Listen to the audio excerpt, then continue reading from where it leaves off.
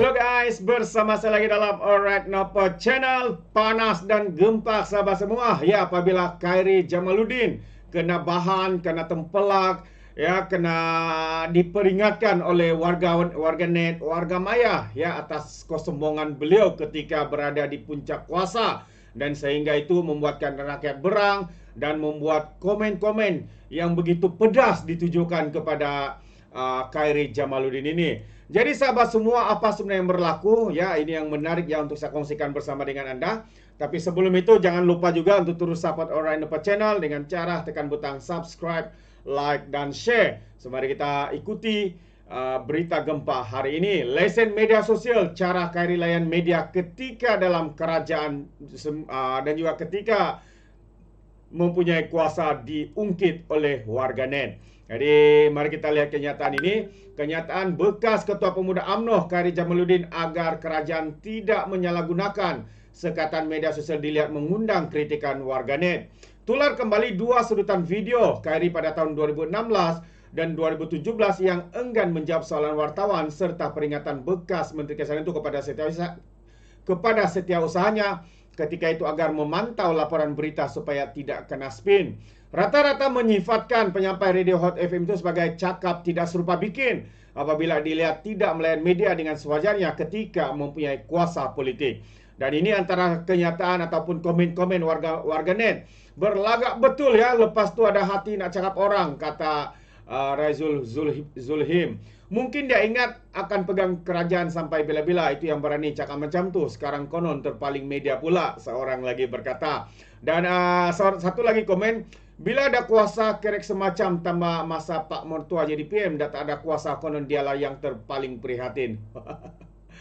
Itu antara kenyataan berang ya daripada warga maya di luar sana, menempelak ya Khairi Jamaluddin ini seakan-akan beliau lah yang terpaling prihatin dan sebagainya. Jadi mari kita lihat dua sedutan video ini ya, yang pernah menunjukkan bagaimana sombong dan angkuhnya ya KJ ini pada satu ketika berada di puncak kuasa. Jadi tanpa buang masa, ayo lihat sedutan ini sahabat-sahabat semua. Berapa allocation untuk? I'm not taking question from you. I know where you're from. You're a purveyor of one-sided journalism. No questions from you. Thanks. It's logical. Jadi sebelum ni mengatakan andaian untuk berkaitan dengan keliling untuk orang. Sorry, just take note of that last question because where are you from? Yeah. My press secretary, make sure that you recorded that answer properly to make sure that they don't twist the headline. They're even lucky to be in this room.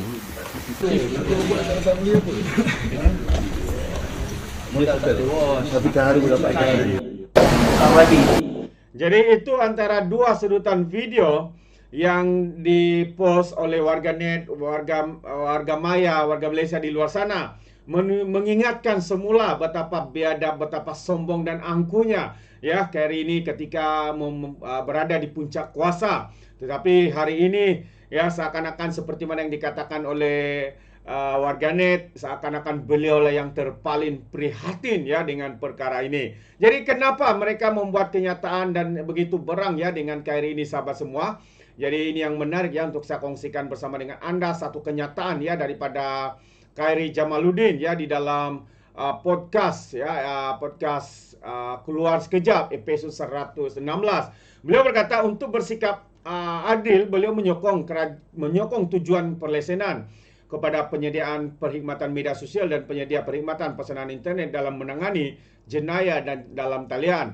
Walau bagaimanapun katanya, beliau risau dalam niat murni kerajaan untuk menangani penipuan dalam talian dan jenayah seksual, berlaku juga usaha untuk menutup ruang perbincangan politik yang legitimit. Saya rasa itu yang menjadi kebimbangan orang ramai. Saya yakin jika ahli parlimen hari ini berada di blok pembangkang atau aktivis media sosial, pasti mereka akan kecam kata ini usaha untuk menutup kebebasan bersuara, ujarnya. Itu antara ya kenyataan daripada Khairi Jamaluddin yang mengundang keberangan, mengundang kemarahan ya rakyat di luar sana, sahabat-sahabat semua, seakan-akan menjadi penghasut, cuba untuk manipulasi tujuan sebenar ya perlesenan kepada perkhidmatan sosial media yang bermula pada 1 Ogos yang lalu.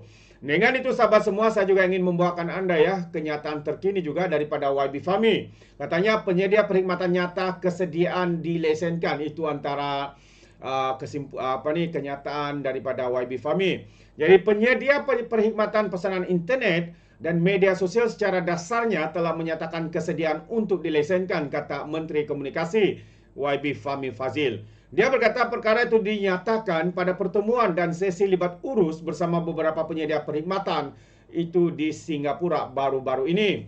Bagaimanapun, YB Fahmi berkata setakat ini masih belum ada penyedia perkhidmatan berkenaan yang mengemukakan permohonan untuk mendapatkan lesen. Jadi katanya belum ada yang membuat permohonan sebab kerajaan baru umum ya kerangkawal selia atau pelesenan perkhidmatan media sosial pada 1 Ogos yang lalu.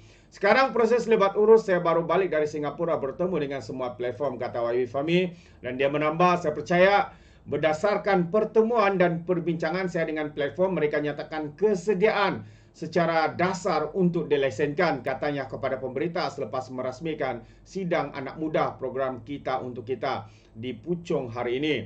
Dan pada 27 Julai yang lalu, Suruhanjaya Komunikasi dan Multimedia MCMC memaklumkan semua perkhidmatan media sosial dan pesanan internet ketika ini mempunyai sekurang-kurangnya 8 juta pengguna berdaftar di negara perlu memohon lesen kelas pemberian perkhidmatan aplikasi di bawah Akta Komunikasi dan Multimedia.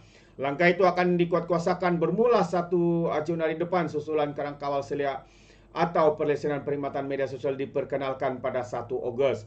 Ya, bagaimanapun ia tidak melibatkan pengguna platform media sosial. Ya, saya ulang, tidak menggunakan pengguna platform. Ya, yang hanya perlu memohon lesen ini adalah perkhidmatan aplikasi perkhidmatan yang mana dinyatakan adalah mereka ya penyedia perkhidmatan pesanan internet dan media sosial. Mereka inilah yang diperlukan ya untuk melesenkan perkhidmatan mereka, bukannya rakyat di luar sana seperti tuduhan ya daripada ataupun kenyataan ya daripada KRI ini, sahabat-sahabat semua, yang kononnya ada muslihat daripada pihak kerajaan untuk agar ya sesiapa yang bercakap, pengguna di luar sana yang bercakap di media sosial ke apa semua dihalang ya untuk memberikan pandangan kononnya seperti itu ya. Jadi kalau tidak takut ya negara kita seperti yang kita tahu adalah negara demokrasi. Kita berhak untuk bersuara. Tetapi di dalam kebebasan kita bersuara itu ya kita punya had ya sehingga tidak ya untuk tidak membuat kenyataan-kenyataan yang berhasutan, berita fitnah, ya menyemai kebencian, ya seperti mana yang banyak berlaku pada hari ini, ya. Malah seakan-akan ya perkara itu dibenarkan oleh pemimpin-pemimpin daripada sesetengah pemimpin, ya, khususnya parti pembangkang yang ada pada hari ini. Karena apa, sahabat semua? Ya, karena keterdesakan mereka. Dan akhirnya saya percaya langkah ini sebenarnya adalah satu langkah yang tepat ya, yang sangat diperlukan ya oleh mana-mana negara dengan perkembangan yang pesat, penggunaan media sosial dan sebagainya. Itu pandangan saya. Bagaimana dengan Anda sahabat semua? Adakah Anda setuju atau tidak? Anda boleh berikan di dalam ruangan komen. Jadi terima kasih. Izinkan saya untuk mengundurkan diri dan seperti biasa peribahasa mengatakan tapapun kangkap dua ton keinginan. Dalam bahasa Melayunya tepuk dadah tanya selera. Sekian saja daripada Orang Dapat Channel. Kita berjumpa lagi. Bye-bye.